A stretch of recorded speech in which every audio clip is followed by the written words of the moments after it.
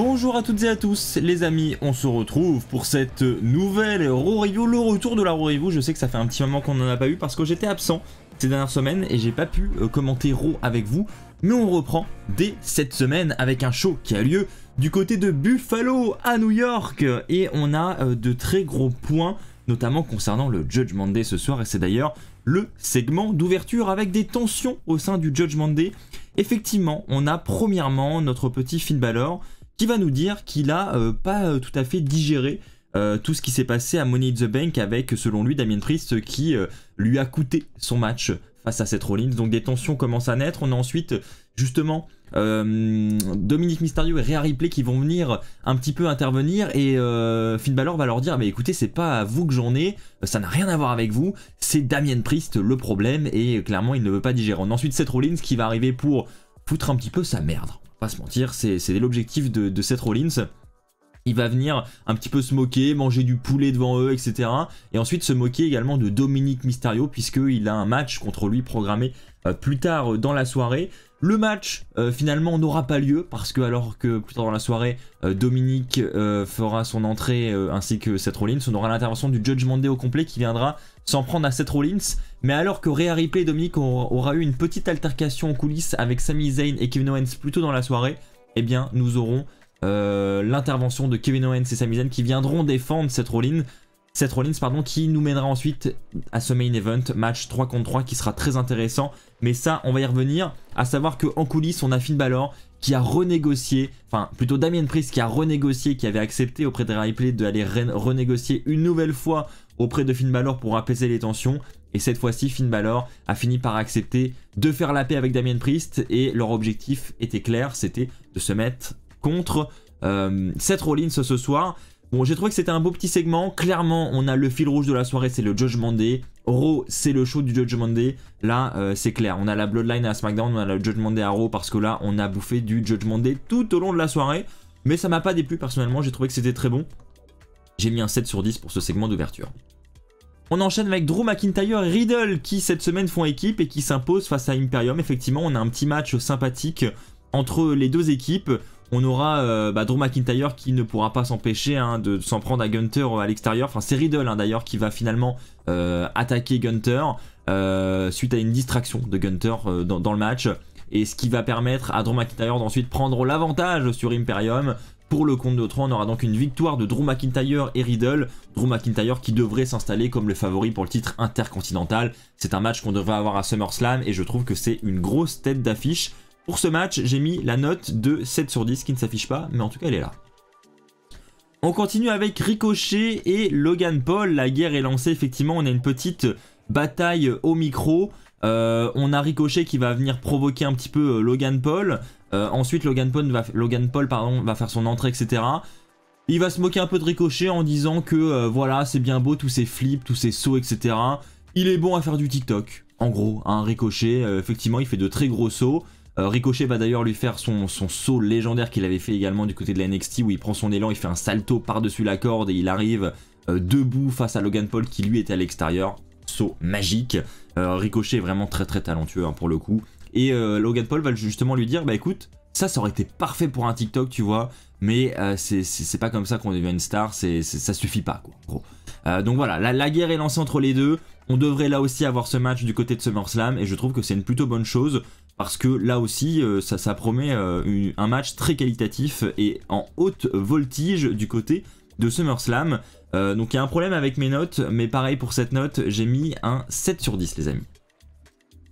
Zoey Stark qui bat Becky Lynch. Effectivement, nous avons Zoey Stark qui affronte Becky Lynch cette semaine. Trish Stratus est évidemment aux abords du ring. Trish Stratus tentera d'intervenir pour distraire Becky Lynch, mais Becky Lynch va repousser Trish Stratus avec un saut chassé directement dans le visage de Trish alors qu'elle avait déjà son pauvre petit masque malheureusement.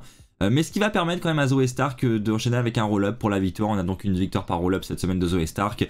La rivalité entre Becky et Trish continue. On devrait, je pense, avoir le match 1 contre 1 du côté de SummerSlam. Ce qui, là aussi, est une plutôt bonne chose, je trouve.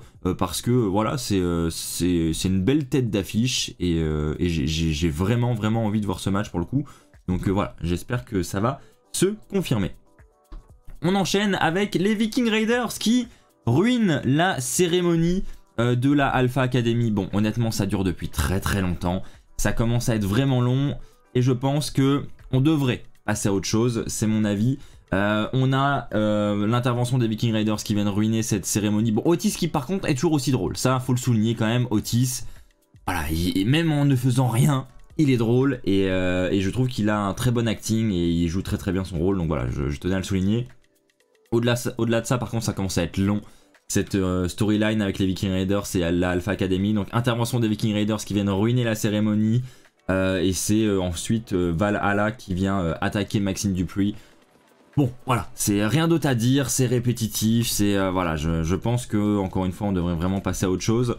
On enchaîne avec Cody Rhodes qui vient challenger Brock Lesnar. C'est un petit segment déception, honnêtement, cette semaine, parce que, voilà, le challenge face à Brock Lesnar, il était clair dans nos têtes à tous, je pense. On n'avait pas besoin d'avoir un segment avec Cody Rhodes qui nous dit « je veux challenger Brock Lesnar ».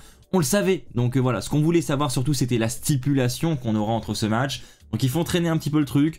Je pense que ça ne devrait pas tarder. Lesnar est annoncé pour la semaine prochaine. Je pense que Lesnar va accepter. Je pense qu'on devrait avoir connaissance de la stipulation dès la semaine prochaine. Mais en attendant, ça devrait nous proposer un très bon match du côté de SummerSlam. N'hésitez pas à me dire si vous êtes en accord dans les commentaires. Est-ce que selon vous aussi, ça commence à être un petit peu long entre les deux et s'il ne faudrait pas passer la vitesse supérieure.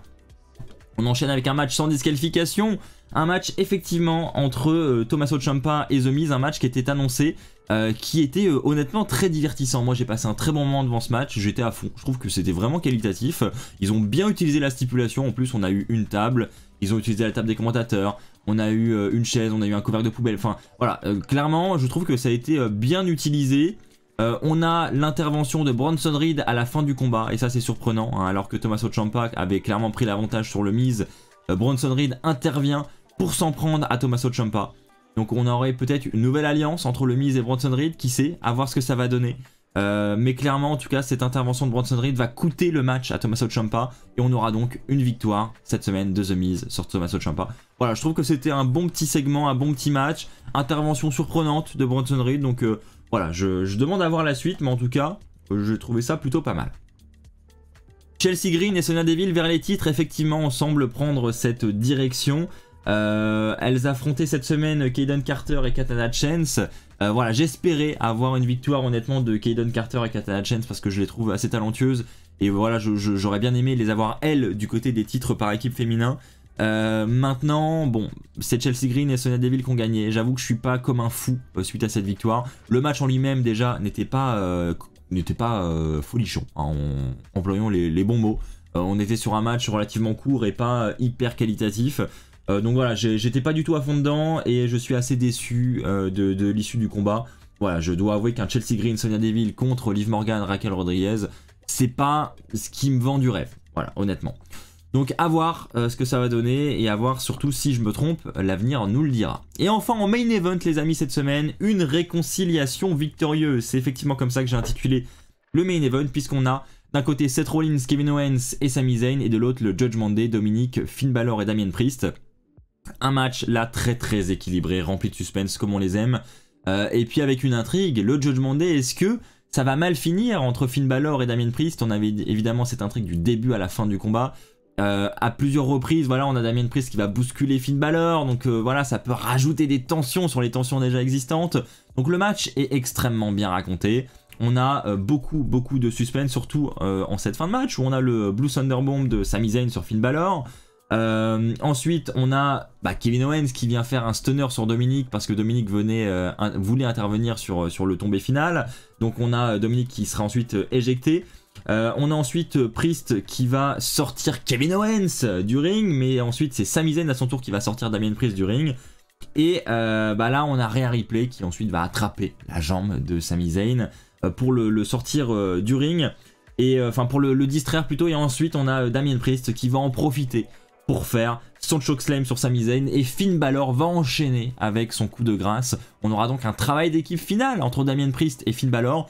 Donc les tensions se sont apaisées. On a une victoire avec une belle alliance entre Priest et Balor. Et d'ailleurs, durant la célébration finale, on aura un petit câlin, voilà, un petit câlin au sein du Judgment Day. Donc les tensions semblent apaisées, mais est-ce que ça va durer? J'en suis pas persuadé. Et c'est là où j'ai envie d'avoir votre avis dans les commentaires les amis. Est-ce que selon vous, le Judgment Day va encore tenir longtemps? J'ai l'impression quand même que on est sur une fin plus ou moins proche, et je trouve ça dommage perso. J'ai pas l'impression que ça fait très longtemps que le Judgment Day existe, et je trouve que c'est un peu tôt peut-être pour séparer Balor et Damien Priest. Il y a peut-être moyen de faire durer encore un petit peu le truc. Ça reste mon avis. En attendant, j'ai trouvé que c'était un très très bon segment, et j'ai mis un 9 sur 10 les amis pour ce segment final, et je trouve que c'est entièrement mérité. Voilà. Merci à tous les amis d'avoir suivi cette review de Raw, j'espère qu'elle vous aura plu. Si c'est le cas, comme d'habitude, n'oubliez pas le pouce bleu qui fait plaisir, n'oubliez pas de commenter la vidéo pour l'algorithme, tout ça, vous savez, hein, pour me soutenir, merci beaucoup. On se retrouve très vite, d'ici là portez-vous bien, et n'oubliez pas, soyez toujours très très fiers d'être fan de catch les amis. Allez bye tout le monde!